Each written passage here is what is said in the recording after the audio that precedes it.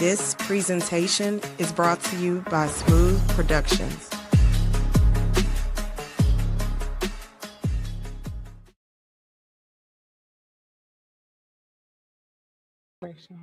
What's going on, everyone? It is your boy Smoooth. Welcome to another edition of Smoooth Conversations. That is smooth with 3 O's, where the conversations are always smooth. Thank y'all for tuning in. Sorry for the later start time. Well, excuse me, for majority of people, it's early because normally it's like, around 7 o'clock, but a lot of things have changed over the last couple of weeks. So you see me now on Thursday. I'll explain why in a second. And we're doing a earlier show today. So we're here and look forward to having a wonderful show this evening. For those wondering about Smoooth Conversations, this show has been going down since about July of last year. Started with the great actor, producer, comedian Guy Torrey, and it has just been amazing and incredible ever since then. This show is all about shining the light, promoting positivity, having their stories told, and keeping things 100 as well, while giving your flowers as well. So I need everyone right now to go ahead and share this screen with the stream with all your peoples right now, because we're going to have another great show in store. Speaking of which, make sure y'all go on to YouTube as well. So I'm all across the board, but I definitely need everyone to go on YouTube and put in Smoooth Conversations. Once again, Smoooth with 3 O's, and like and subscribe and click on that bell. Check out the archives of so many previous shows that yours truly has had, and for upcoming shows as well. And as I said before, the reason why you're seeing on Thursday, and you will be seeing me more or listening to me more on Thursday, because I said listening, is because as of last week, if you didn't know, this show is now being broadcasted on Beat District Radio. So tonight's show with our special guest will be re-airing next Thursday from 6 p.m. on Beat District Radio. So go to beatdistrictradio.com, or on your device, no matter if you have iOS or Android, go to Live 365 Radio. Once you download the app, go on the search, put in Beat District Radio.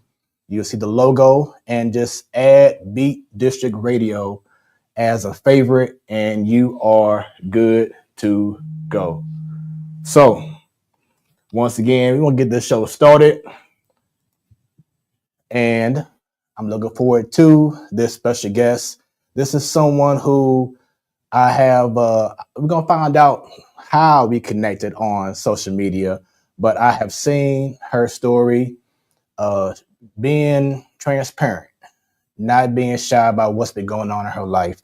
She's an amazing artist. I know that she would definitely say she's also an amazing mother as well. She's gone through some adversities. She's risen above it. Anything that try to come her way, she reaches down and makes sure that she continues to keep God first, no matter what may come her way. And tonight, look forward to having her story told and to shower her with all the love that she deserves. So once again, like and share this stream right now, and leave comments, leave questions throughout the whole entire show.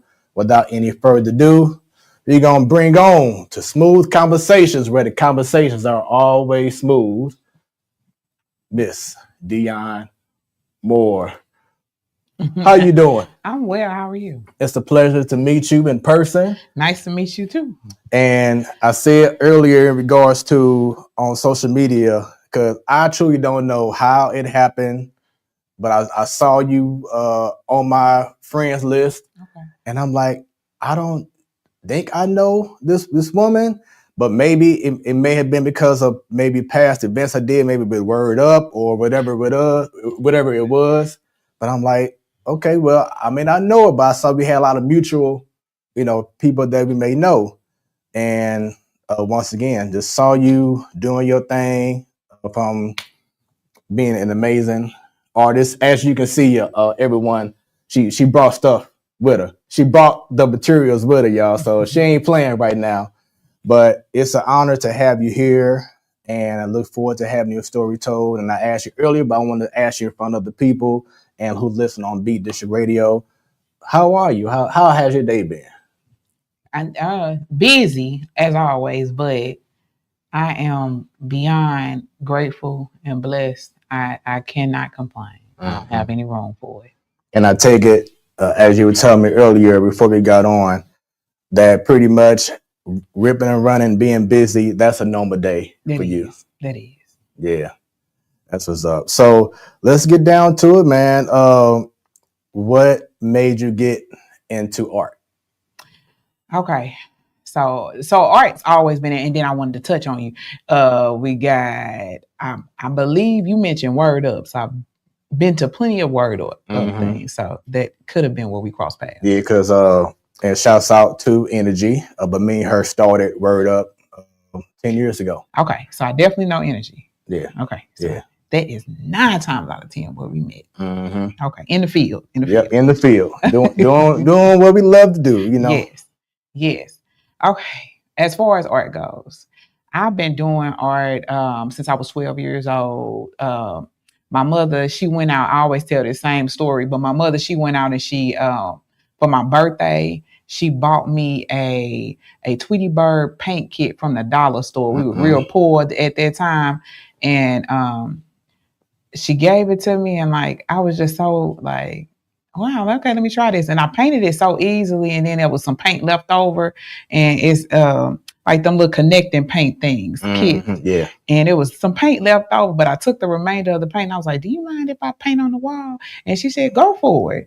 And I did the same Tweety Bird that she had given me. It was this little wood Tweety Bird, and I painted it on the wall, the same exact Tweety Bird. And she was just so shocked, like, you painted the same thing on the wall?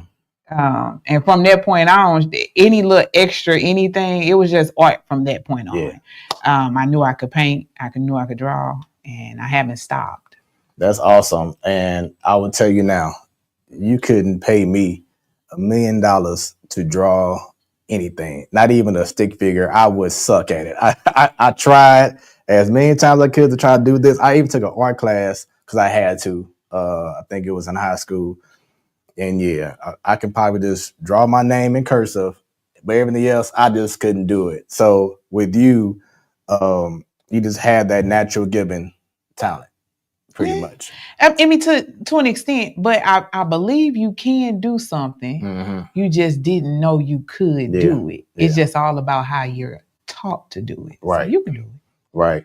And so as you were getting older in regards to art, were there people that you started to follow or get that you were influenced by to help you to get to the level that you are now? Okay, I'm going to be as honest as I can because I'm not a social media head.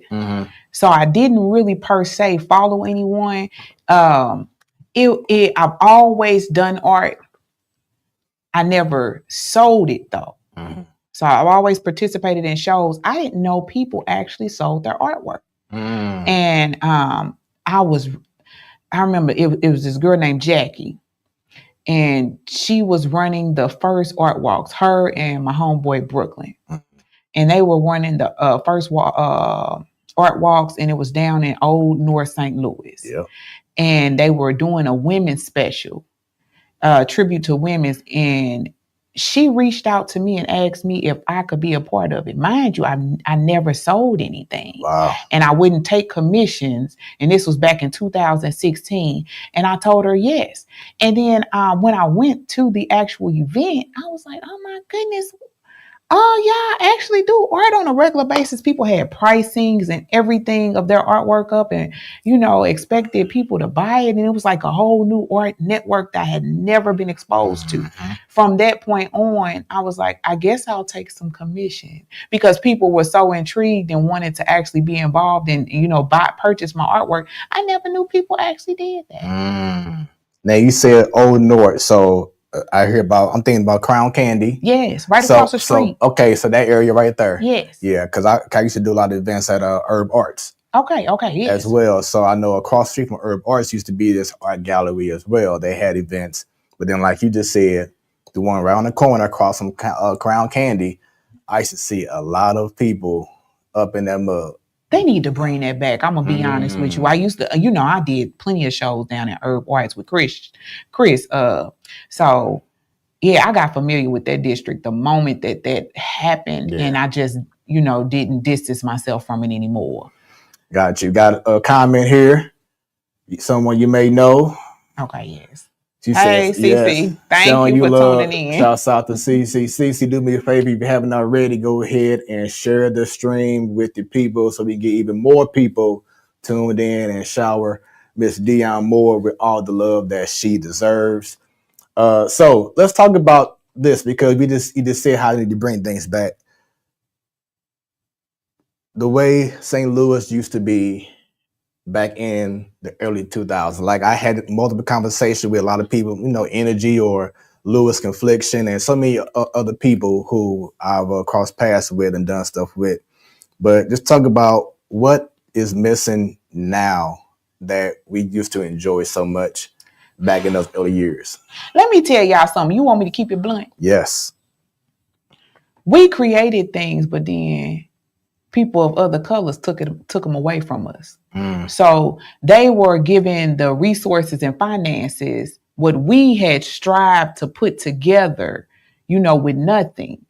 And then they went and applied for grants or loans, saw that we were, had these crowds and everything, and people were interested in us. And they took these ideas of ours and took them over into Clayton or out to Chesterfield. And then so the crowds would migrate and get away from Old North St. Louis.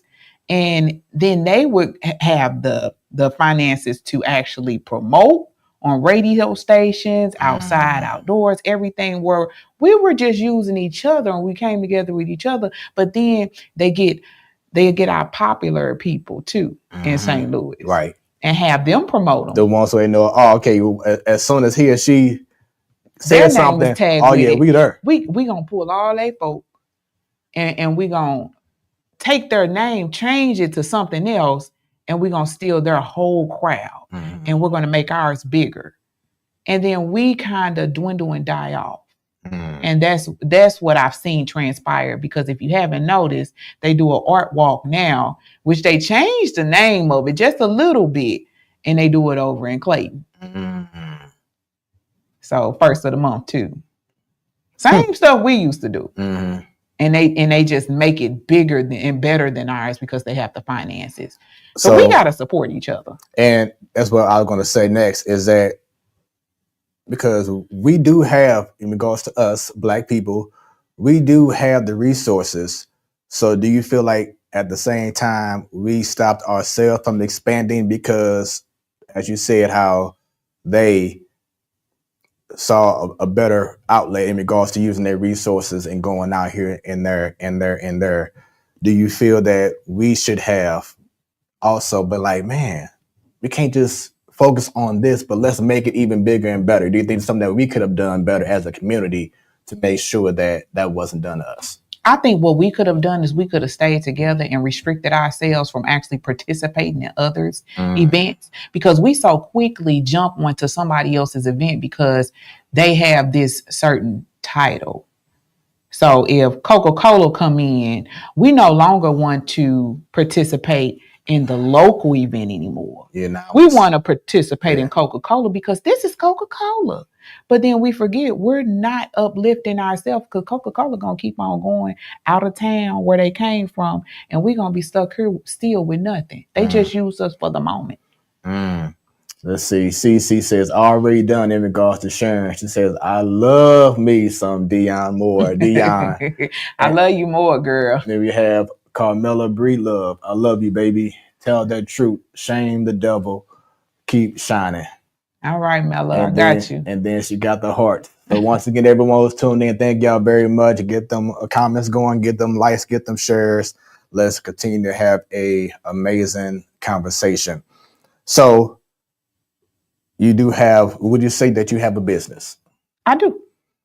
One of my biggest pet peeves has been, especially with us as Black businesses, is that unless it's like you said, Coca-Cola, or it's a big time person, we don't have the pride to handle our Black businesses.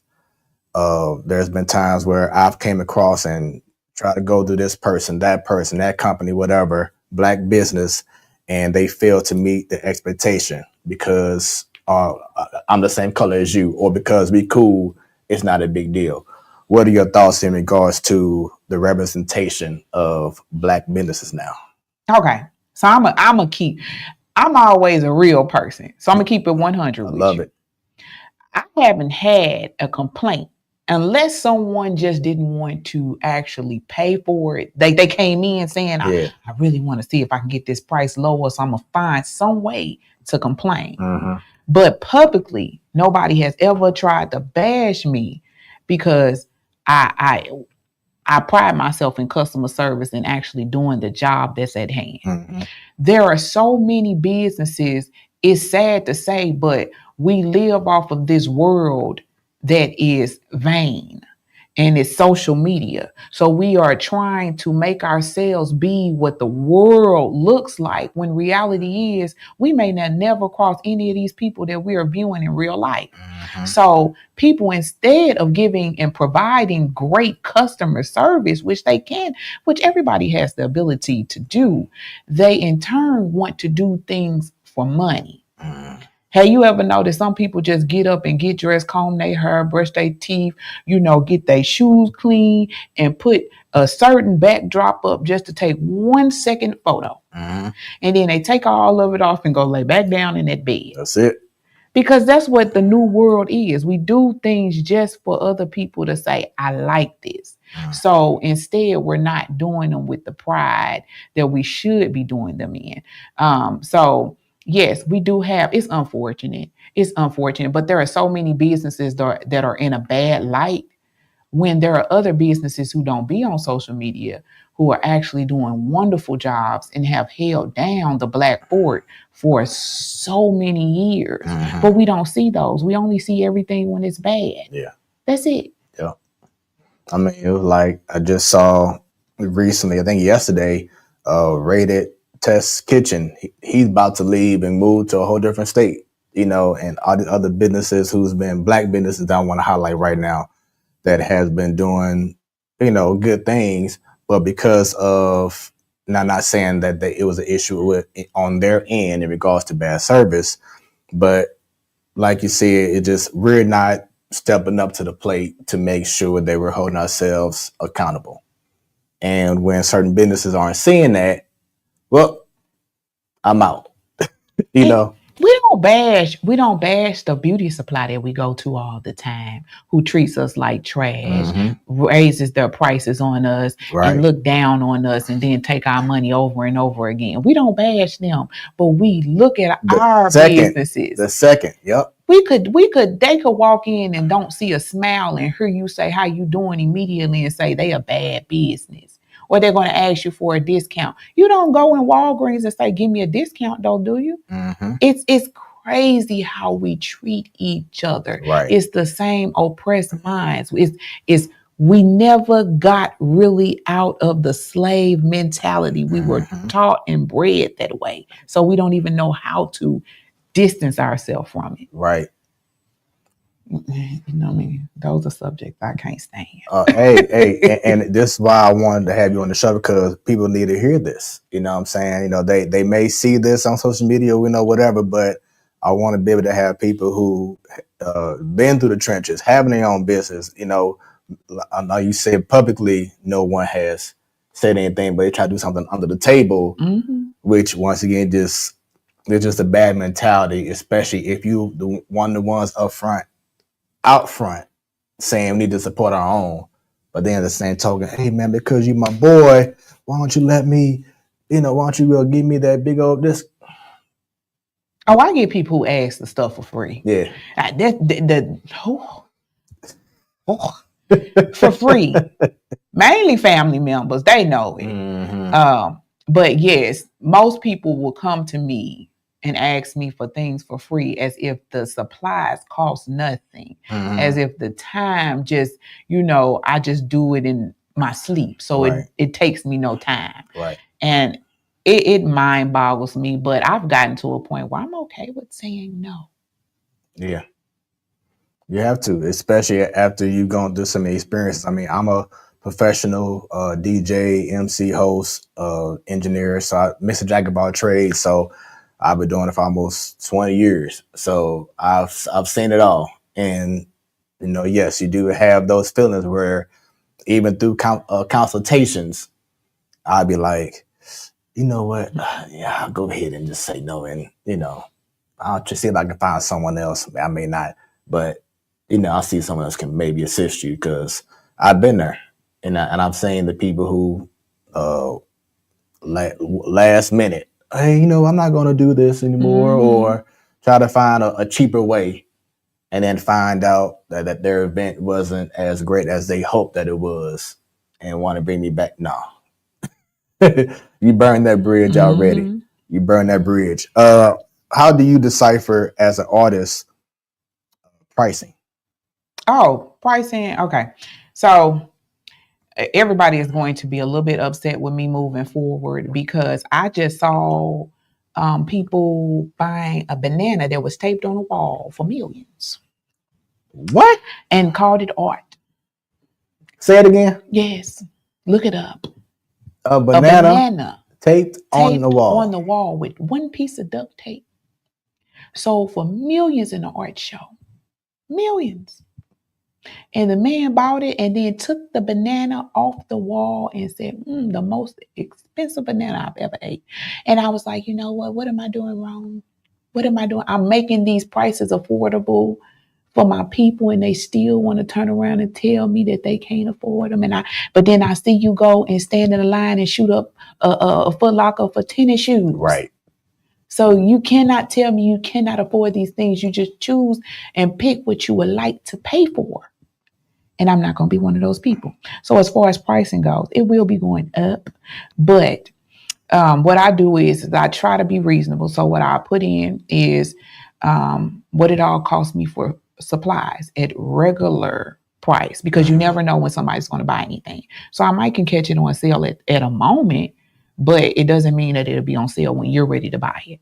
So I do the cost at regular supply cost, but then I factor in a reasonable amount of time for it, depending on the size and everything, where I would charge about $25 an hour, which is like standard what people would make on a job for right now. But I would tap myself out at a certain amount of hours. So I factor those things in, and that's where I get a price from. But I list my pricing list out there, but I'm going to be honest with you. I want to start just pricing things the way other people price them. I feel that this is worth about $1,000. I want to start doing that. They look at their artwork and they have so much pride into it and then they end up not selling for a while. But they raise them prices. Yeah. And I don't know. So it goes back now, because we talked about earlier how we want to serve our community, but then after you getting the response of, I don't think I'm gonna pay for that, but then you're seeing other people buying a banana for millions of dollars. Has that changed your mindset in regards to, I love doing our people events, but now I'm gonna take my stuff out to Clayton's, out to Chesterfield's, out to wherever else, because they may say, oh, definitely I want that. So I do both. I'm not going to ever give up on my people, but I know we have limited mindsets. So I'm still going to participate in other endeavors as well. So you play both cards, because some people going to spend a certain amount of money, but then some people will say, I'm capped. So you got to, if you're going to really do this business, you got to run both worlds. One of the questions that I love to ask my guests, especially with the St. Louis mentality, what are your thoughts in regards to collaboration versus competition? Not to laugh. Because it's sad now. Everything is competition. I've done so many collaborations with people and it end up being a competition. It always ends up being a competition. Especially if you are more adored than them, they get upset. And then they don't invite you out on platforms anymore to do anything with them because somebody end up wanting to buy your art when they used to buy nothing but their art. So then now they don't want you being a part of anything that they do anymore. So it's sad. I used to love collaborating. So people probably were familiar with my expo I used to throw. I brought so many artists together, even from different states. They got to meet each other when they would be on my platform. And then they started exiling me out of the equation. So I started to see, you know what? I really love my people, but do my people really love me and what I'm doing for them? And I used to do the things for free. Every artist that participated in my events got to come in for free. And I hated how they treated me when it was over. It was like, okay, we made some money off of her. Now we out. And then they would go to the next person's show who actually stole all my ideas. So after I created my expo, somebody came behind me and created an expo and did the exact same thing as me. And guess what? They got more sponsorship from this art district that we have in St. Louis. This new art district. Remember, we used to have, we've been black and been here for a long time. But then the folk came in and now they have taken all over Washington Street and made this huge art district and even taking this funding and grants and stuff. And they even fund people from out of state. How can you be for us and you funding people that are out of state? Right. Doesn't make sense. So we're not even in competition with just St. Louis. We're in competition with everybody over this whole U.S. Doesn't make sense to me, but okay. And they come and they sponsor the people event that stole it from me. And guess what? Since they're sponsoring it and they have this name that all of us just know is popular, boom. Nobody wants to come to mine anymore. They want to go and participate in the one who stole mine. And then I get looked at like, thank you for the start, but we got to go where we know we going to, be a little bit more in the spotlight. It's no loyalty here. It's no loyalty. It's nothing but competition. No collaborations. With that being said, which I think I know what your answer may be, but has that prompted you to want to say, you know what, I've done what I could here in St. Louis. Let me venture out to other places. I've thought of it. I said, but if I've thought of it, the issue is if we continue to give up, then we will never go anywhere. So everybody else will have something and we won't have anything. Right, because it's that, and I feel you in that, because it's that thin line of, yes, you want to see about other opportunities. You want to see, because as you said before, there may be more money, and more exposure out there, but you're still pulling like, but I don't want to give up on where I came from, But then my thing is that Nelly, yes, he's from St. Louis. He represents the Lou, always will.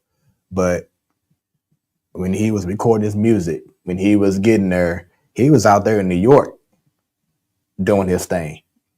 And he got, he got salt, he got found, excuse me. And then all of a sudden, okay, you got a little buzz. Now let's go home, do a video shoot, boom, boom, boom, boom, hot. You know what I'm saying? Country Grammar was born, and the rest is history. So, like I said, it's definitely a fine line. We're trying to see about, hey, should I stay or should I go? it's a fine line in it because we feel as if, you know, we don't support one another. But with Nelly's situation, it's like we support him wholeheartedly. And that's why you never really comfortable where going somewhere else. You always, when you down on your luck, you come back home, right? When COVID hit, where was he at? Here. So it doesn't, I think people think that they're going to have more opportunities leaving because you might, travel, go other places, show your art in different areas. Yeah.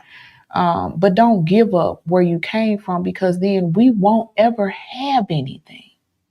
We just won't. So I know I'm not giving up on here, but I definitely am going to continue to travel when I'm able to travel again. Yeah. You brought up COVID. How much, if anything, did COVID affect what you were doing as an artist?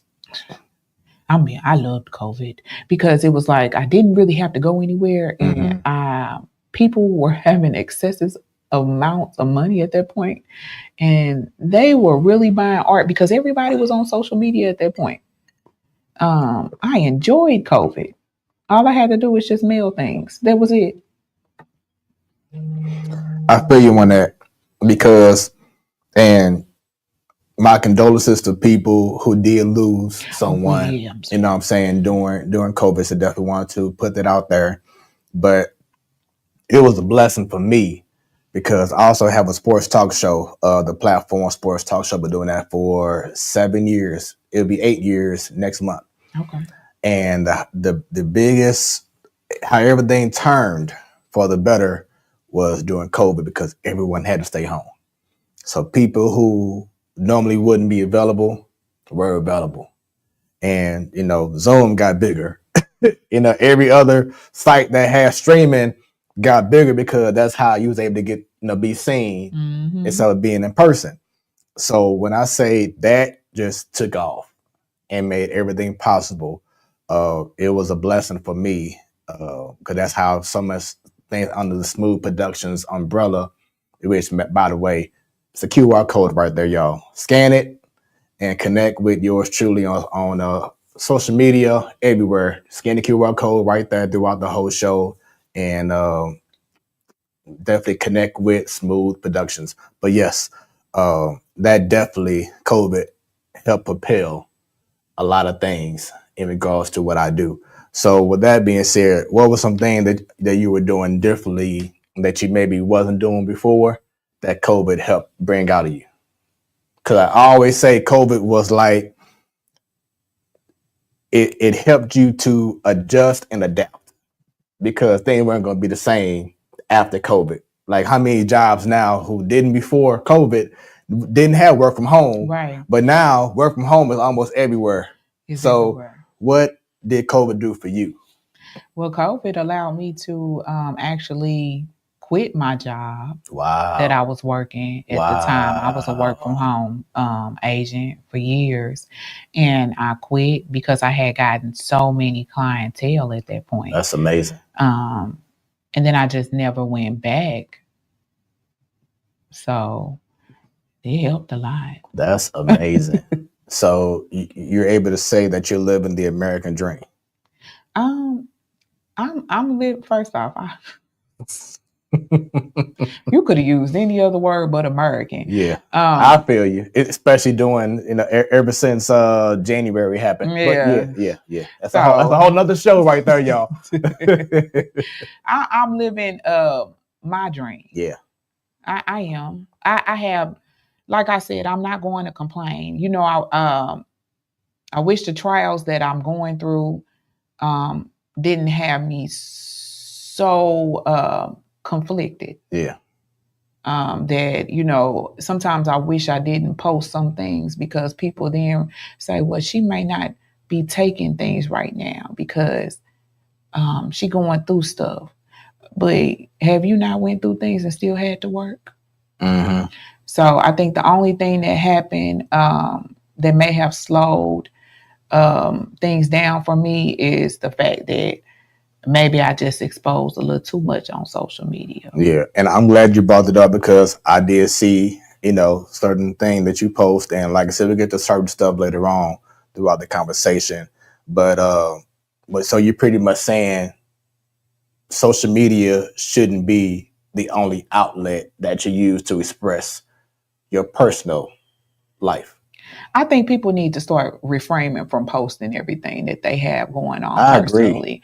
And just on the strength of, because so many people get stressed and depressed about things that aren't even next door to them. I stopped watching the news before my daughter was born, over 18 years ago. They put a story out there and it scared me so much that my mama said, stop getting on the news. All they do is publish bad things. But now you get on social media and you over here frightened about a kid getting kidnapped, but he all the way across the U.S. So you thinking it's about to be in your home when the reality is you don't know what happened in that state and why it happened. But now you frightened about everybody that is not even remotely close to you. Or you're saddened about, people getting killed all the time. And you don't even realize that these are people from all different states. Right. It's not even in your backyard. And so I think people have to, even with my son, I was like, okay, I'm very sad all the time now. And why am I seeing everybody who's diagnosed with cancer? When reality is, I probably wouldn't know anybody outside the hospital that we go to of who's diagnosed with cancer, and not even all of those kids. If it wasn't for these groups that are supposed to help us, but it seemed like it just make us more depressed. Or if it wasn't for social media itself, people say, I want so many followers, but your followers are from everywhere. They're not local. And then once you get the followers and you get all the attention, that's when you, like, more money, more problems. You start seeing the negative comments. And then all of a sudden it's in your mind. And this is what I always say this too. Be careful what you ask for. Because God would be like, okay, you want attention? You want followers? Here you go. Now you got 1 million followers, but now you're looking at, look at how he did it, or how he looked, or how he said this, or how he's done that, or look at his family. You know what I'm saying? So you have to be mindful of what you want. Oh, of course. Like when I say I'm so, people, I don't know how we gonna make it 10 years from now, because these children that are in school right now are our future, and they only want to be content creators. And we all can't just sit around and be content creators and just watch each other and just expect money just to be made off of it. We have to get out there and we have to work. So my platform, I don't care for the followers anymore, because most of my followers, they're not all buying art. You have to get out there and you have to walk into places where people are actually going to buy the services that they came in looking for. So do I care for the followers? I mean, I'm not going to dog nobody out, but I really don't care. And I really don't care to post content. I've done so many orders in February that I didn't even say anything about.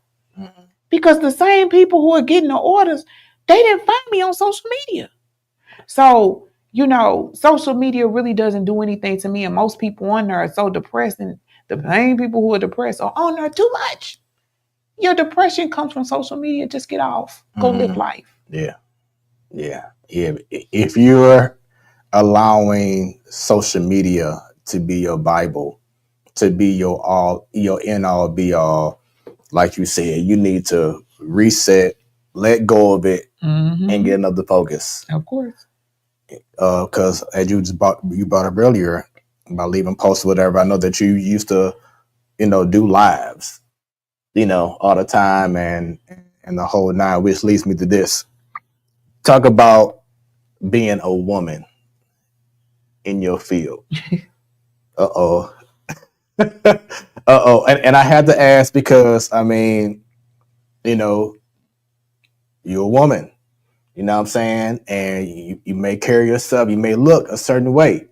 And how often have you came across not opportunities, but people who come across you and you focusing on your art, but they focusing on you? As you can see, I am totally covered from head to toe because it's sad. But as a woman, just in general, you can be of any ethnicity. Mm-hmm. And we as women automatically get sexualized prior to our craft or prior to what we can actually, our capabilities.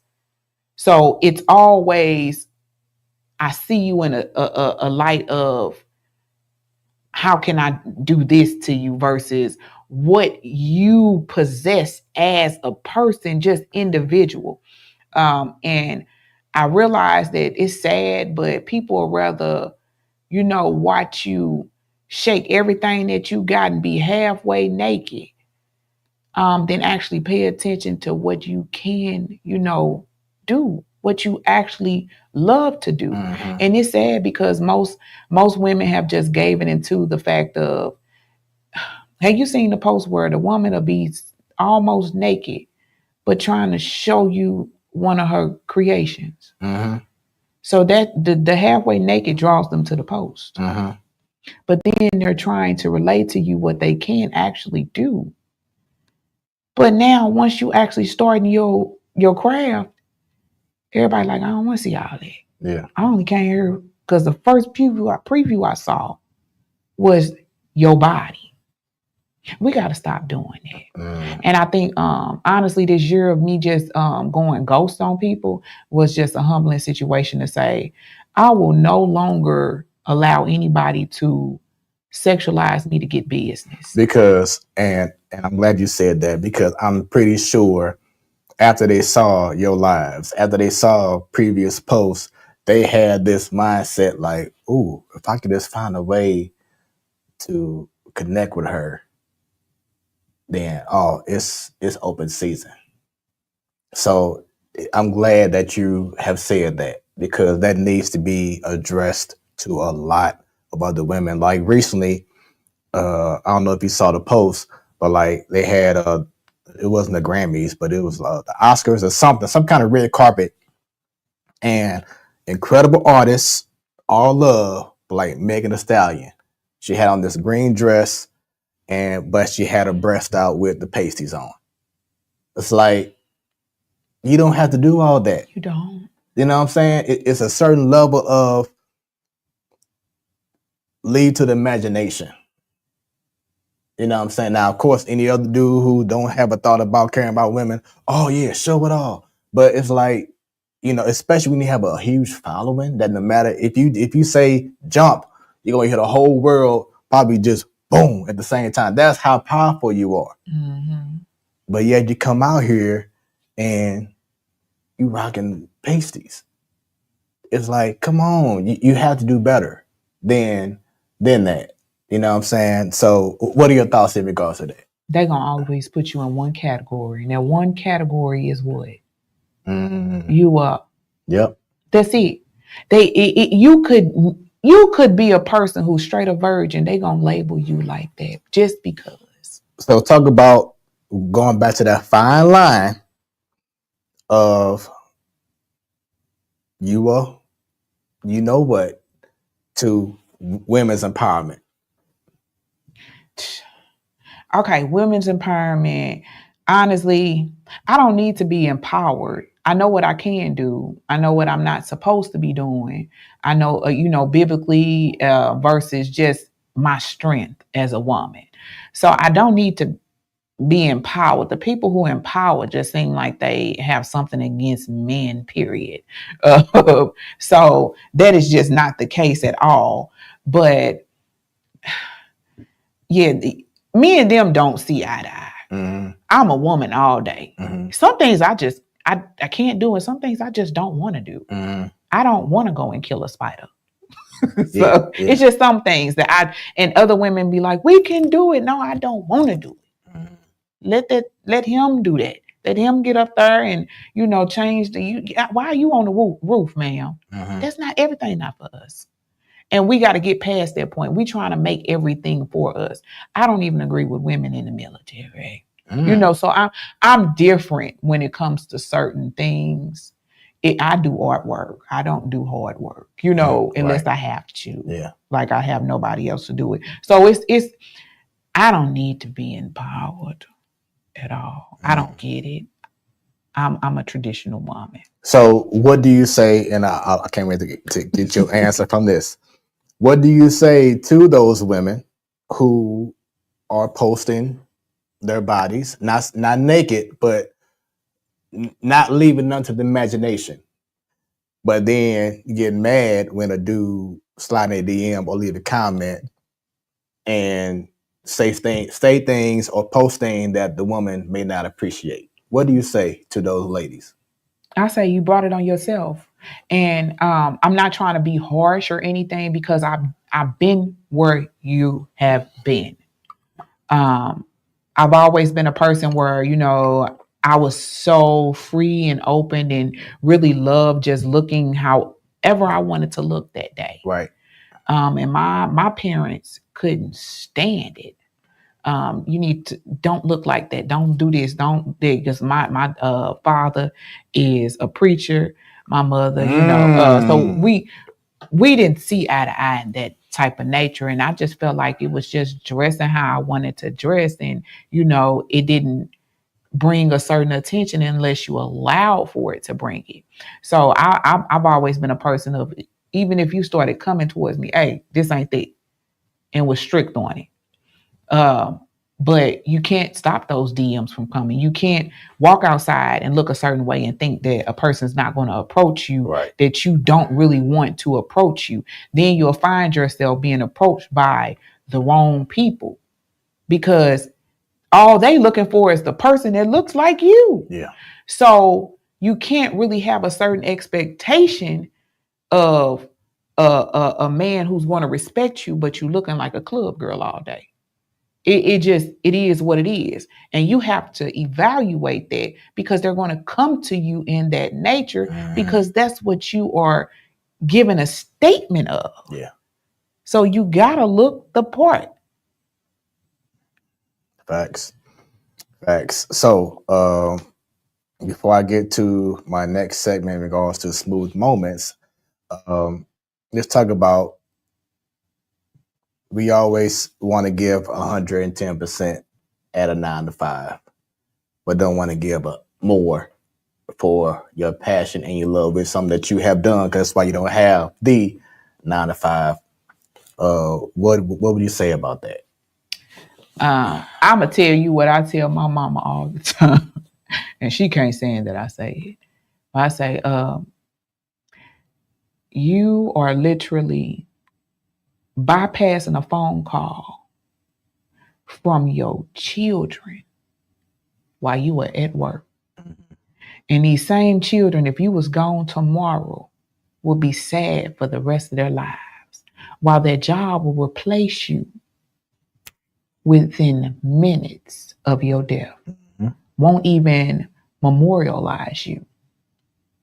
So stop wasting time with things that have nothing out there for you. Invest time in yourself. Invest time in things that you love to do. And I hate when people say, I gotta go in here. I hate it.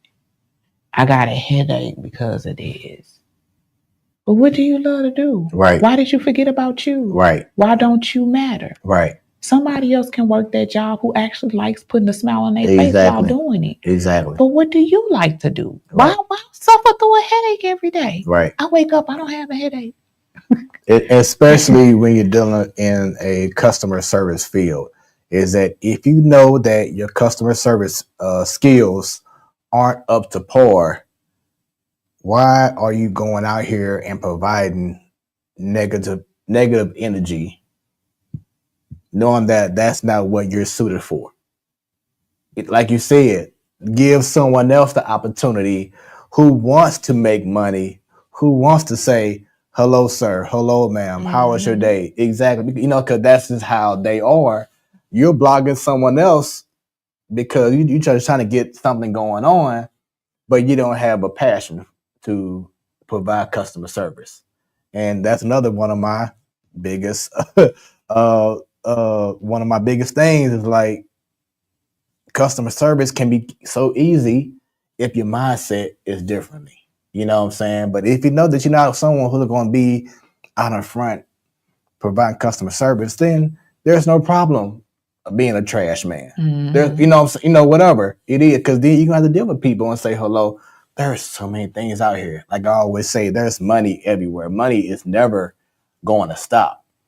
But it's like, stop putting so much attention to something that you're not going to give 100%.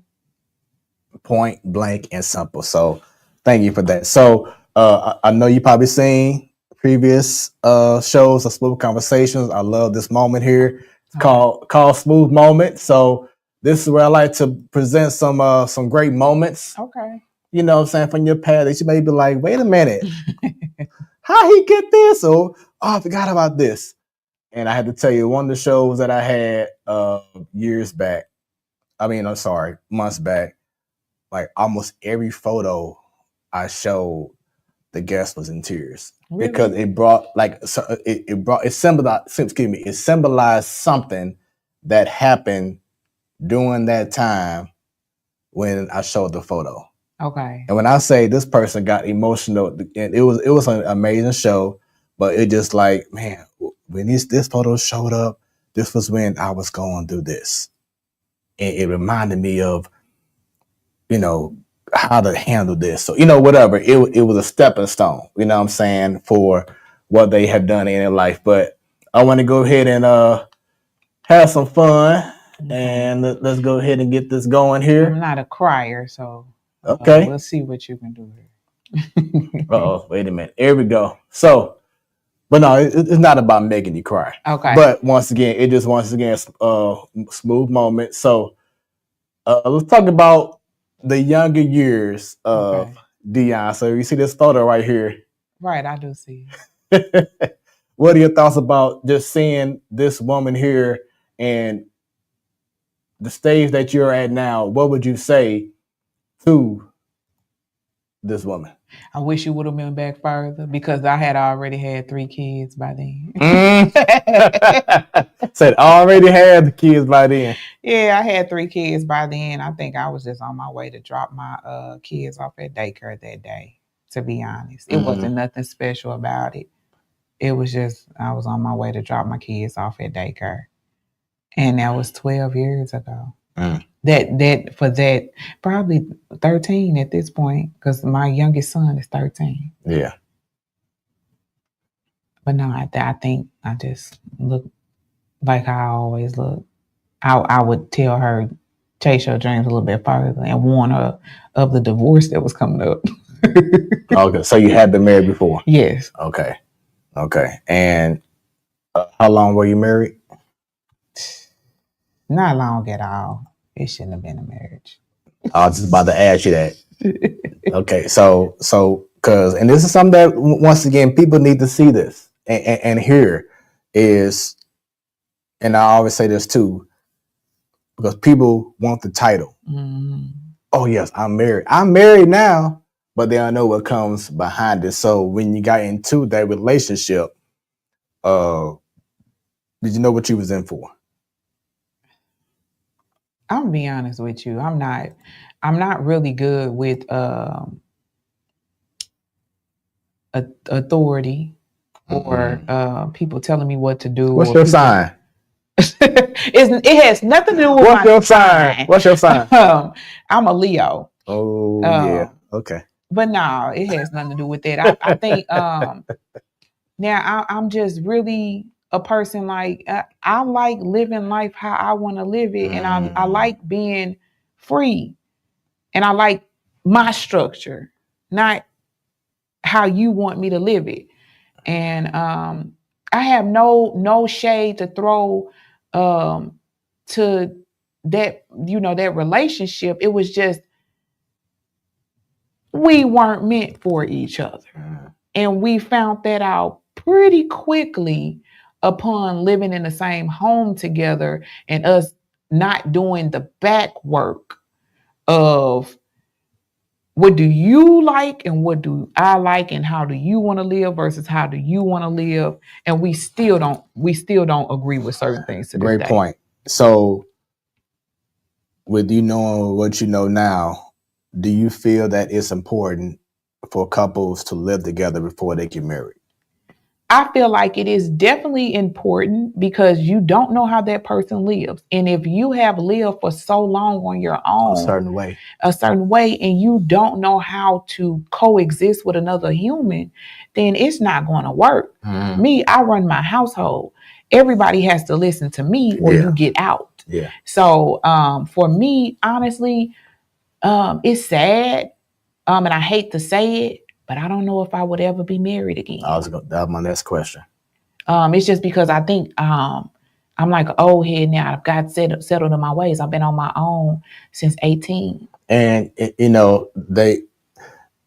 makes sense because, and this is a reality, that marriage just may not be for everyone.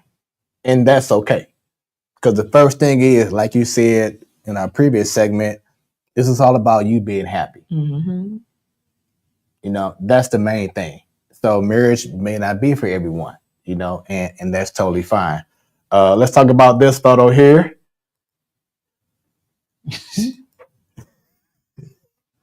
You grabbed all of them around the same cluster, huh? I was still in that same same stage, situation. Yeah, it was nothing different. Now, trust me, I was trying to find some younger ones. Oh, you could have. They was on there. Mm. You looked just through the profile, didn't you? Mm. Like through the profile pictures. I can tell that iPhone case. What year it was. Said iPhone case. Yeah, it was nothing. It was nothing different. It was more or less. It was just. I probably was on my way to somebody's wedding. One of my brother's weddings at that time. Mm-hmm. You said one of you. So how many brothers? Well, I have no biological brothers. Okay. But I have so many people that I call brothers because if you can tell the bass in my voice, mm-hmm. I was definitely a tomboy. Yeah. So I hung out with nothing but fellas growing up, and I think I was on my way to one of their weddings. Who's divorced you? So if I was to Radio got a comment here. Shouts out to Reese Shanice.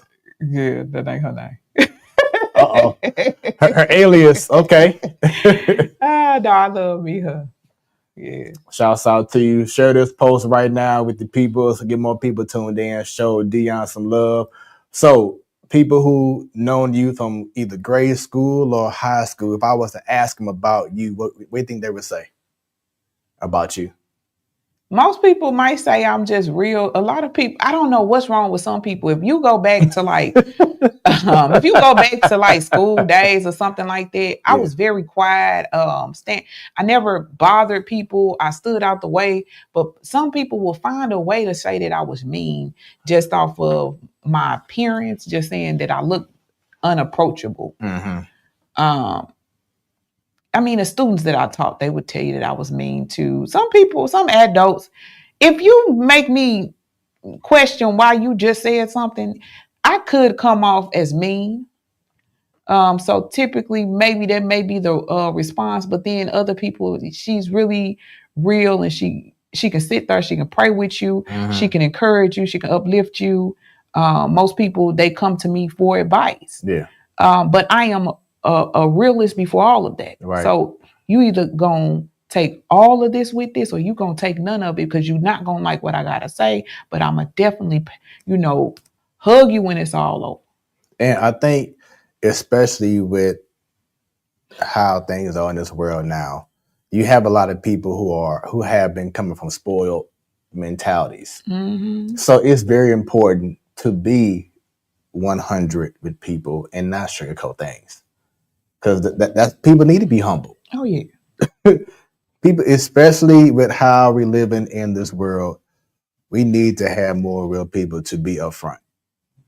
And it just brought up, I want to bring this up too, being a teacher. What classes do you teach or class? Well, I had taught 7th and 8th grade. Let me tell you something.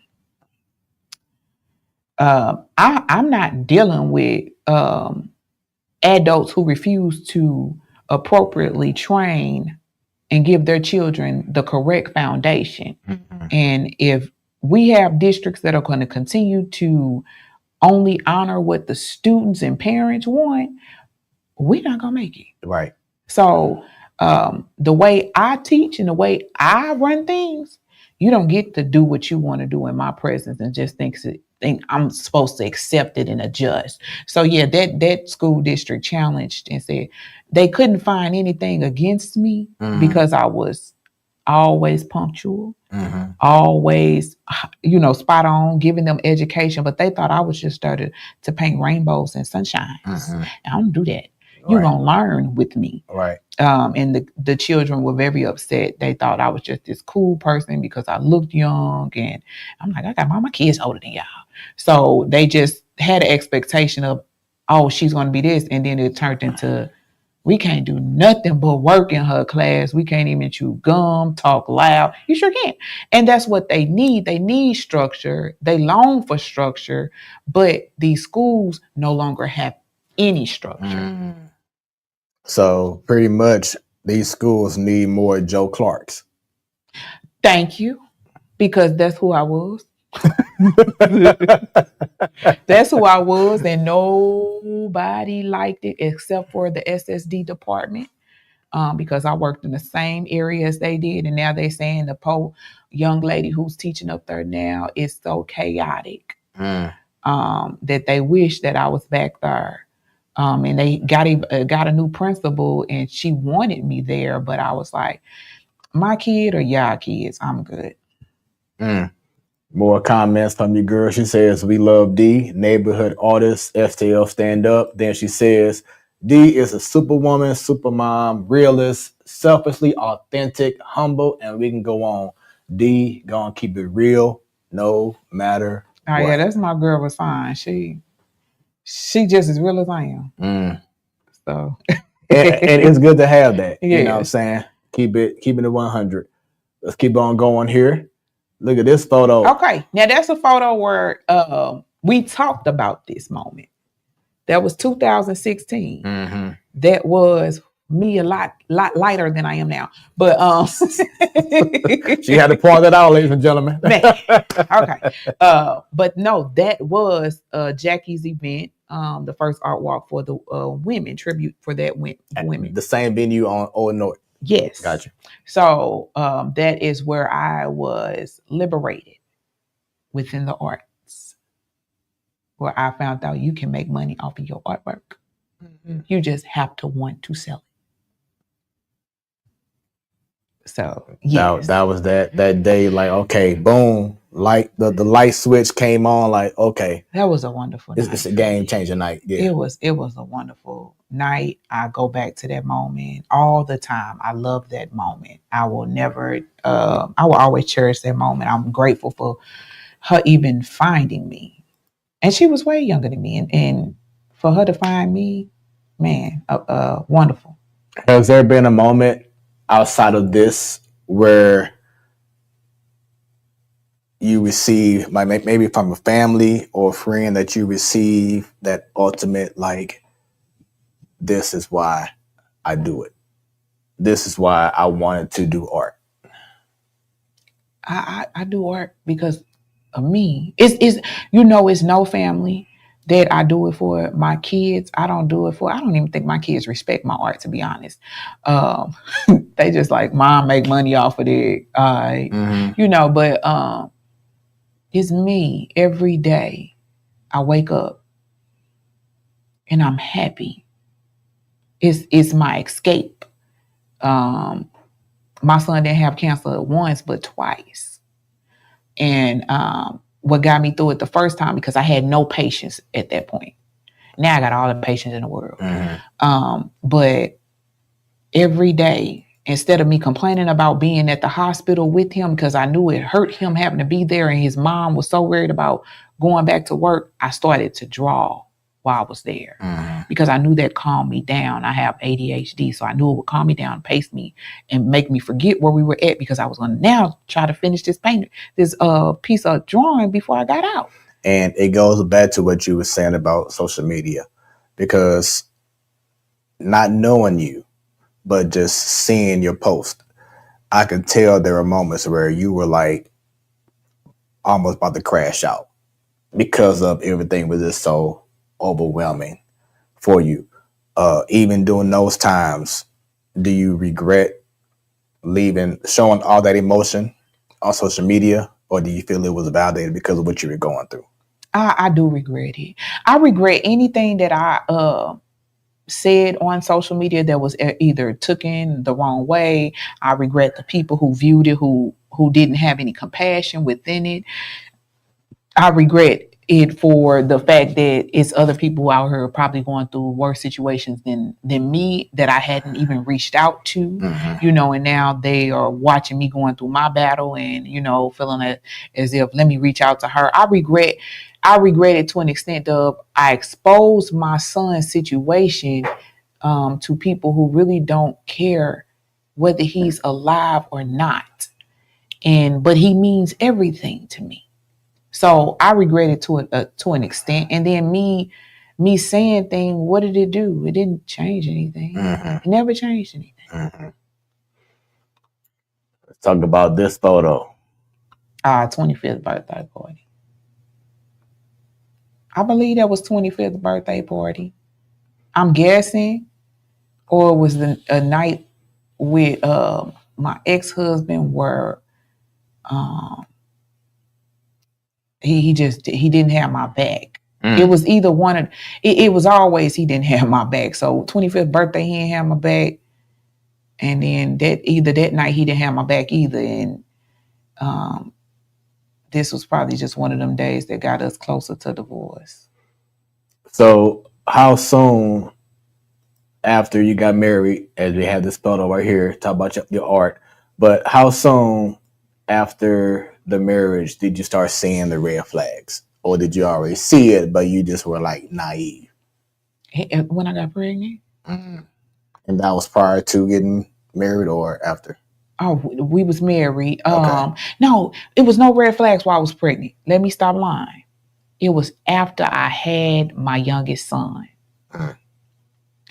And some people feel like they are ready for a certain life that you are already used to. And then it feels a little heavy after that. Mm-hmm. But my whole pregnancy, he was wonderful to me. It was when the child was out that he was like, you only got to be nice to my kid. I don't have to be nice to you anymore. And then I was like, okay, yeah, this is not going to work. And then when he started being mean to all my kids, I was like, yeah, I don't play around my kids now. All right, so going back to this photo here, talking about this painting that you drew. This looks pretty amazing. This is in Ferguson? Or no, that's not in Ferguson. That's that's on MLK. Oh, okay. And oh my goodness, why my mind is drawing a blank. I love my folk over there though. That's definitely in the hood, but it's where the old JCPenney building is. Got you. It's right across the street from there. Actually, Farrakhan from St. Louis, a young man by the name of Farrakhan, he runs the Black Wall Street here in St. Louis. Oh, about to bring that up, yep. Yeah. And so he actually does the entire Black Wall Street like expo in the street, which is coming up. So if people want to do a vendor's fight, go. I mean, it's awesome. It'd be packed out there. Yeah, Beat District Radio. We're talking about participating, being there. Yeah. Yes, it's definitely something that I would always want to be a part of. I mean, this was amazing. But yes, he just had me paint one of the buildings that he had boarded up. But now they are actually they bought up all those buildings and they are rehabbing them. And so they're turning it, you know what? Got to give Farrakhan his props because they're turning it into a district for nothing but Black businesses. Nice. And so you can actually, I think it's not opening until next year, but you can claim your own spot because they're renting the spaces out. Nice. So that definitely was a great moment. Nice. And so if I was to drive on St. Charles Rock Road now, I'll be able to see this. MLK. I'm Yep, sorry, go. MLK. Yep, go. Unless they have already started rehabbing that building and took those boards down. But I can't see that Farrakhan would have got rid of the boards. He probably put them up somewhere or something like that. But it's next to the thrift store. Gotcha. And this photo I thought was dope because, of course, you're doing your passion while you're holding your little ones. Talk about the significance of this photo right here. Because I had to hold the other day while I was working too. Because I never had any children while I was actually full-time working art. So this is a shell shock for me. And that child right there is needy. All my other kids went to daycare. This child, she can't go to daycare because my son is so sick and she'll bring him something. So they said we can't take him to daycare or he'll be hospitalized for the remainder of his healing process. So I don't know how to deal with this because she wants me all the time and I want her just to go to daycare. But no, this is what I do on a regular basis. Wow. I'm holding her while I'm getting work done. So yeah, I do work. I don't care that I have a sick kid. I don't care that I have a little one as well. I still work with all of it on my shoulders because I have to work. Where do you think that you got that being able to continue on to push while you're going through what you have gone through? Because if I don't, then everything, it fails. It's nobody who's going to come and just say, here, Deonne, I want to pay your rent. Here, Deonne, I'm going to pay your car note. Here, I'm going to pay the lecture bills for you. I'm going to be honest with you, through this entire process, which people probably don't know, but through this entire process, it's been a year now. It's been over a year from this second diagnosis. And it's been a lot of changes that we had to accommodate to. But everybody says they want to help. Everybody say, let me know what I can do. And then when you try to put into the word. When you go through it, I'm not a person, I have a lot of pride. Yeah. I'm not going to ask you for help. If you bless me with it, thank you. I appreciate you. I love you. I'm going to send you a thank you card. I'm going to text you. I'm going to call you. But this time, the phone calls didn't even happen. The main people who actually were my support was my church. Was the hospital. So my church people is some people within my church. I can name by names who are still there, and then it was the hospital. I mean, for the most part, like with the baby, the people who helped me with the baby, my father's side of the family, you'd be surprised of who wasn't there. The people that I expected to be there, especially since I yelled and screamed that I needed help this time. The first time I was like, I got this. The second time I'm like, no, I know how the first time was. I don't got this. And this time it's worse than I knew it was going to be worse because now it was in its blood. How do you get cancer out of somebody's blood? So they had to cycle all his blood out and put new cells in. You don't know how long of a trial that is. So I knew I needed help. But the sad part is you can say you need help. People will say they're going to help you. And then they gonna say, we sorry for you, and they gonna disappear. But life is life. Exactly. And for those watching right now, this is what she's talking about, your son. So and is that recent? So talk about, as a parent, what you went through when you first found out. So this is his second bout. I don't know when this picture was taken. To be honest, he doesn't wear that hat anymore, so I don't know when this one was taken. But the first time I found out, I thought I couldn't wake up. I was woke, but I wasn't woke. The first time he was 11. The second time I was pregnant.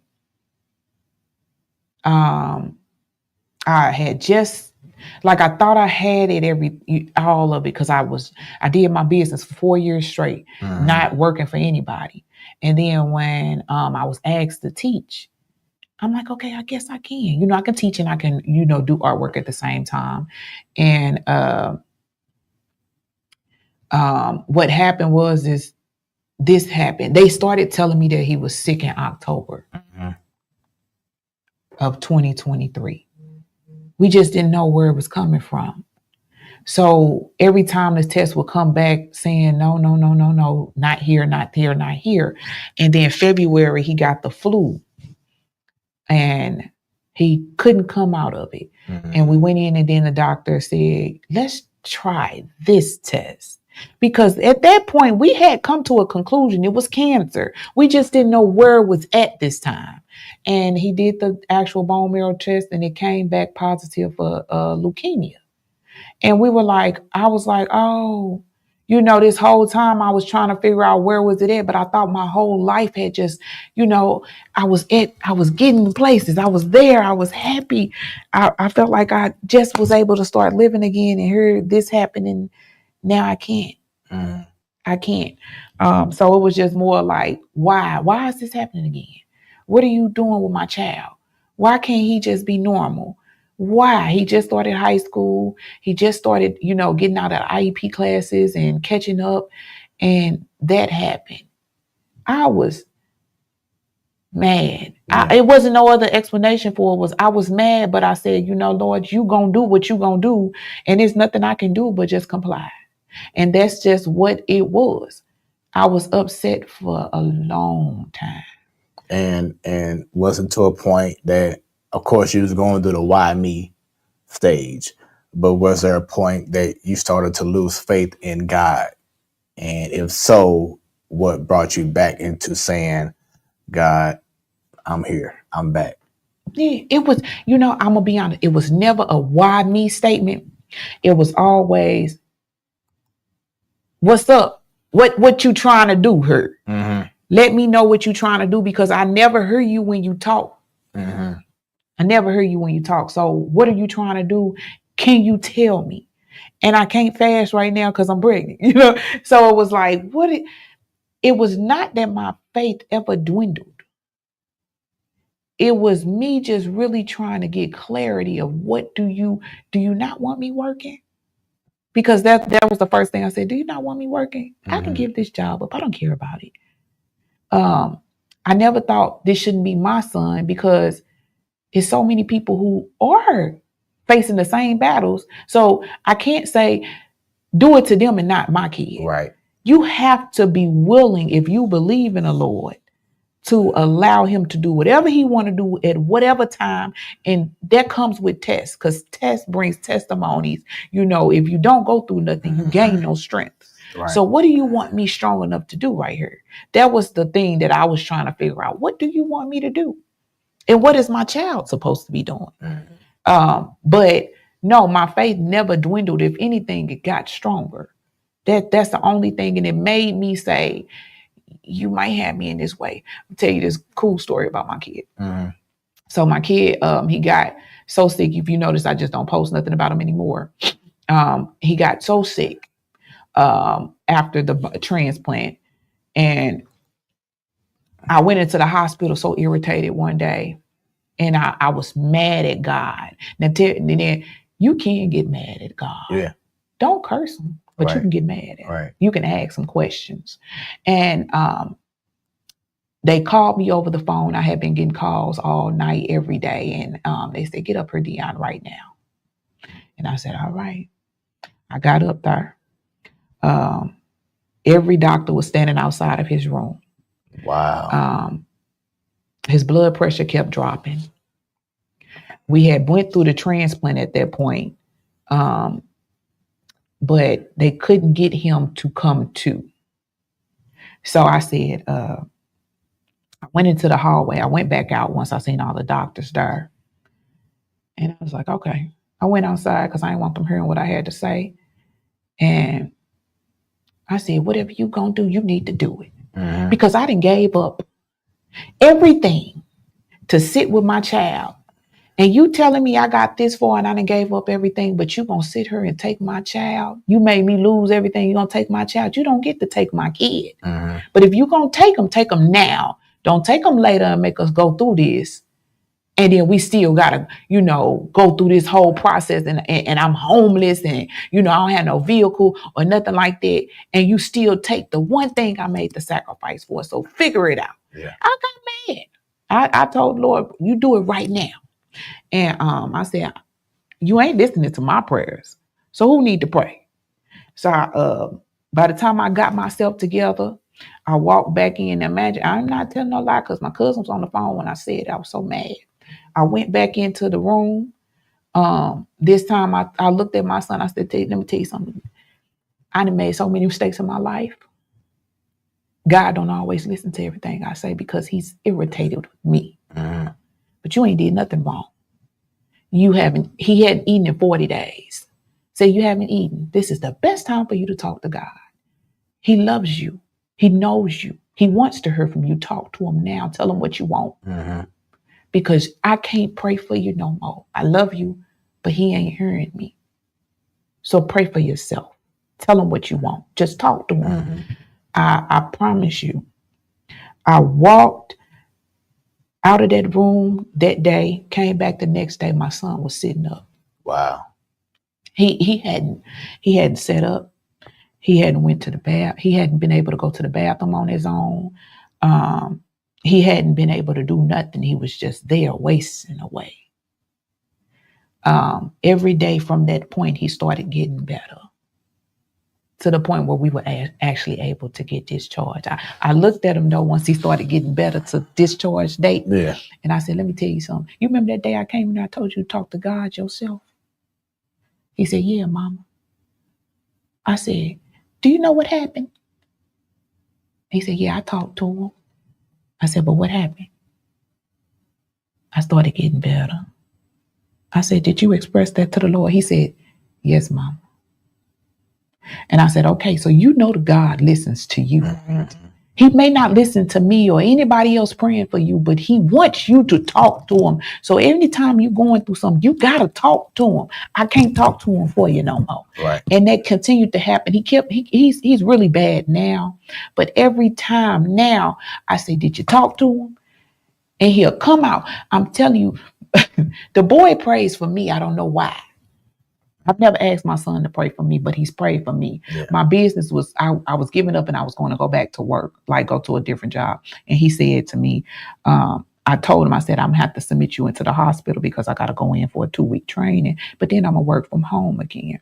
And I said, I'm sorry I got to do this to you, but it'll work out. I got this. Mom got to pay bills though. He said, okay, mama. The next day, I got an order randomly. And this happened in February. I got an order randomly. I'm like, okay, that's what's up. And this is last month. Yes. The next day, I got another order. By the time Monday hit, I had 3 more orders. I looked at my son. I said, hey. When I told you to pray for yourself while you're going through this, because I got to go put you in the hospital for this. I said, what did you do? He said, I just prayed, mama. I said, but who did you pray for? He said,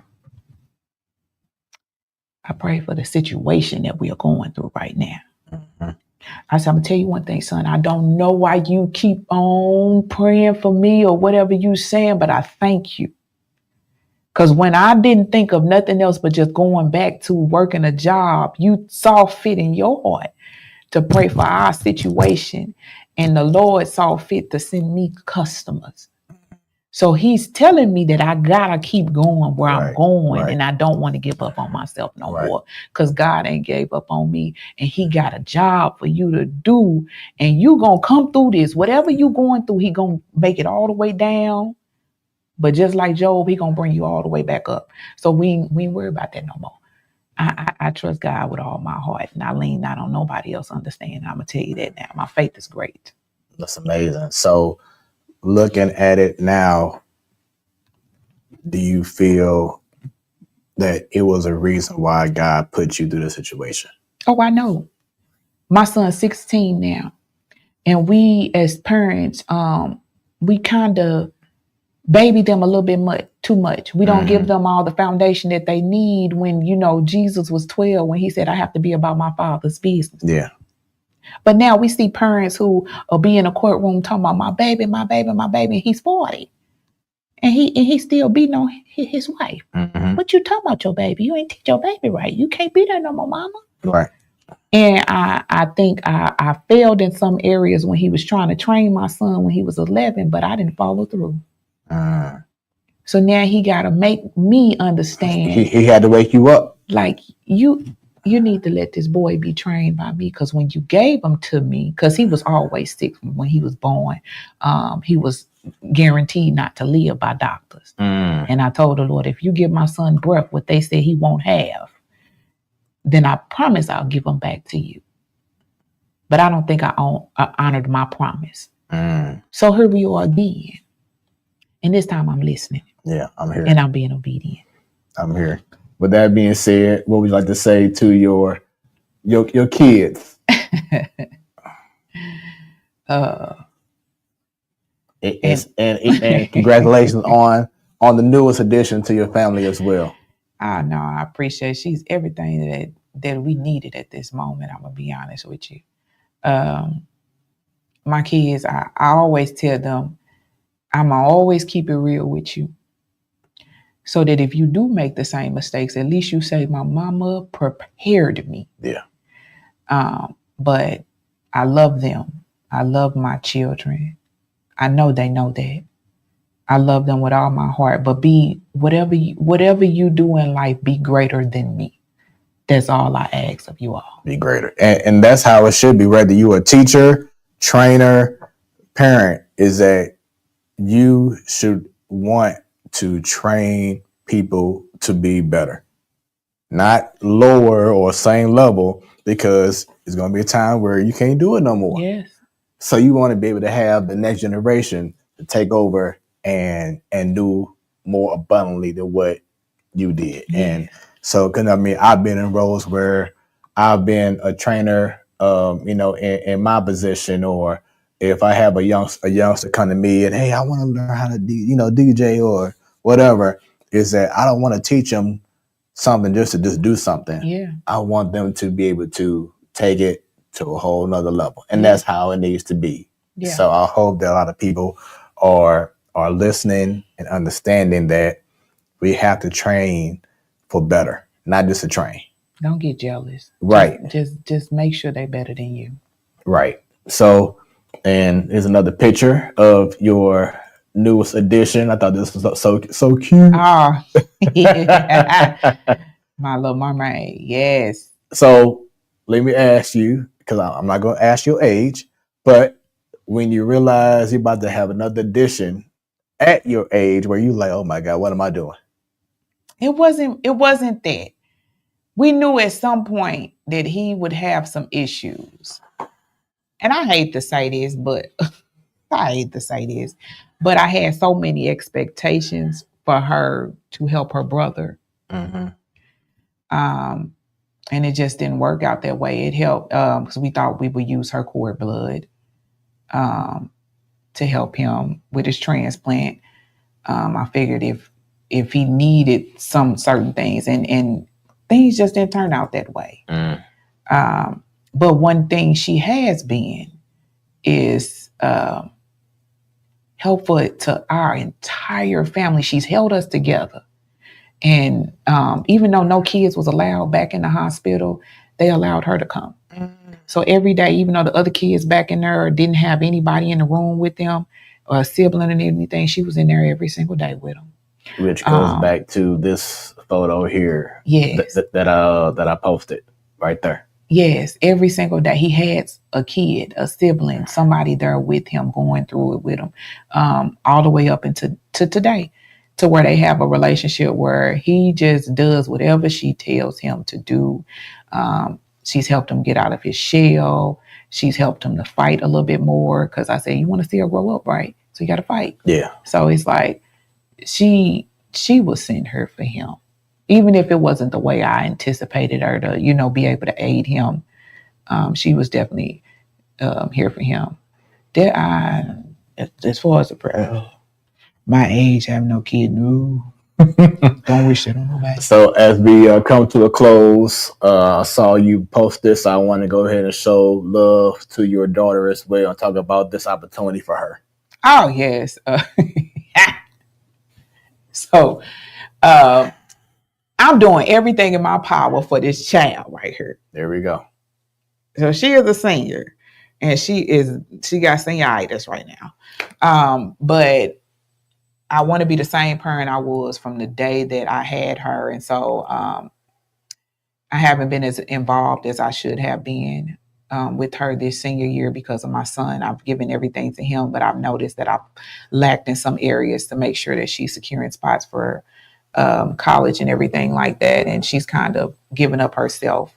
And so this was today, I went ahead and just said, let me get back into my full mama mode because I want my child to understand that I love them all dearly and that I'm not giving up on any of them. I just, one is taking a lot of room right now.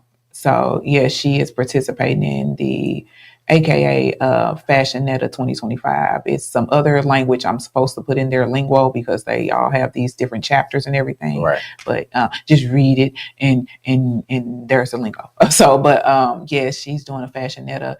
I want to just advertise. If you are just a supporter, just go for the $35, because if you're not like a big business or something like that, or a business that makes a lot of money, you probably don't want those expensive ads. But just a supporter who wants to say, hey, I wish you the best, and want to say a nice little quote in there that's only about $35. And then it's going to be this big cotillion where the tickets are $100 to come and sit at a table, they, do dinner and all that stuff. Yeah. But this helps her get scholarships. That's awesome. And I do want to ask, because you just said it earlier, with you having so much attention on your son, how have the other kids been in regards to just trying to get that love from you as well? How has it been hard? How hard has it been, to try to balance being there for your son who having cancer? And then I know you have 3 other kids. It's a lot of weight. I think I feel bad at times because my youngest son, he was always mama's baby, all the way the big baby for me. And he is like a little on this high-end spectrum. So like Asperger's, but very, very smart, just can't comprehend certain feelings the way he wants to. And so it's just been kind of hard for him to adjust to. So he's been kind of overeating. So that's really hard to deal with, him going through that and me trying not to fuss at him all the time and learn how to deal with the autism or whatever. And my daughter, she's always been, mommy's little princess. And so me not being at all the games and stuff anymore. I've never missed anything until now. Me needing her help more, like taking the other kids to practice and just helping at home. Like right now, she's babysitting the baby, and I know it gets stressful. She has anxiety really bad, so it's a lot. I don't feel like I'm being the greatest parent. I know everybody gives me these accolades for being such a wonderful mother, but doing all this as one person, it's a lot, and you miss a lot of spots where I shouldn't be missing. And the baby kind of complicates things as well, as far as giving that attention to those older kids. So yeah, I'm not the best right now, but with God's grace and mercy, I can get better. And something that my mom instilled in me, one of my father-in-law was in the hospital 2 years ago. Then later on that year, I had a big knee injury, and something my mom instilled was take one day at a time, sweet Jesus. So that's my advice to you. As you said, you're going through so much adversity, but as you brought up earlier, your testimony in regards to your son, just continue to just take one day at a time. You can't think about 5 years down the line or 5 days or even 5 minutes. Just appreciate the moment that you have right now and take one day at a time and just allow God to continue to show up and show out like he's been doing. But as long as you know that you are giving your kids your all. They're going to feel that. They may not say it initially or right away, but it may be 5 years down the line.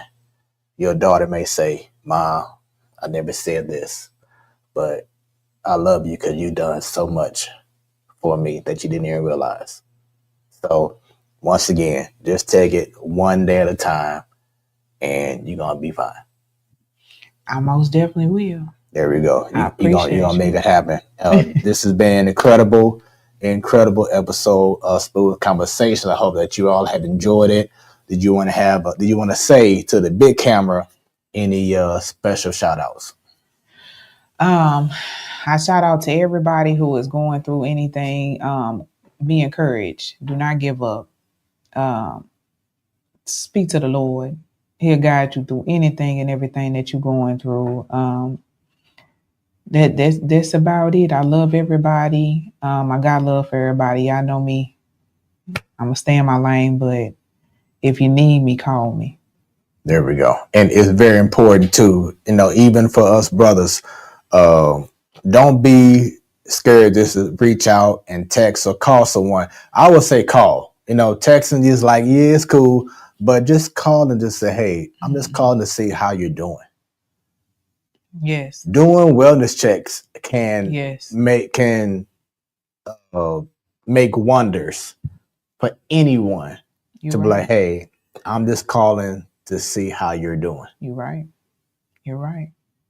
So love each other. Love on one another. Stop dogging each other. Life is too short, you know what I'm saying? And we're living at times where nothing is guaranteed. So take the time to just reach out and say, hey, how you doing? I'm here. Tell each other you love them. Yeah. Love on each other. Don't let pride get in the way. Nothing. Don't let pride, don't let anger, don't let grudges, any of that. Tomorrow is not promised. The next second is not promised. Love on one another. Show love, not hate. There we go. So with that being said, thank you for being on Smoooth Conversation. Thank you for, following up with me in the DM, because you could have been like, no, but you trusted in me to, have you on this show. So thank you very much. I appreciate you for having me. There we go. So everyone else, this is your boy Smoooth, and put one camera on. There we go. Boom. So once again, it's your boy Smoooth. It's been another great Smoooth Conversations with the one, the only Deonne Moore. Don't forget once again to subscribe to the page on YouTube. Just go ahead and scan the QR code on the screen. And for those listening right now on Beat District Radio, let's go to Smoooth Productions, smooth3os.com, smoothproductions.com, and connect with me. Let's make a lot of great things happen, and hope that you all have enjoyed this show, and look forward to many more. You will be hearing this show re-air next Thursday on Beat District Radio. So make sure that you go ahead and give them a follow all across social media. Go to the website, beatdistrictradio.com.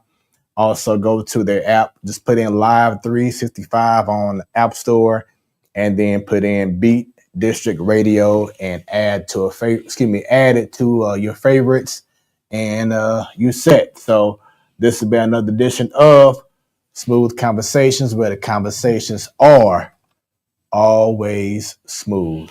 Y'all have a great one.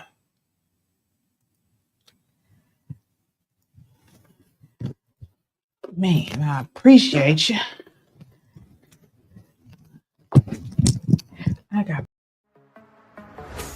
What you have just experienced was brought to you by Smoooth Productions. Until next time, stay tuned and stay smooth.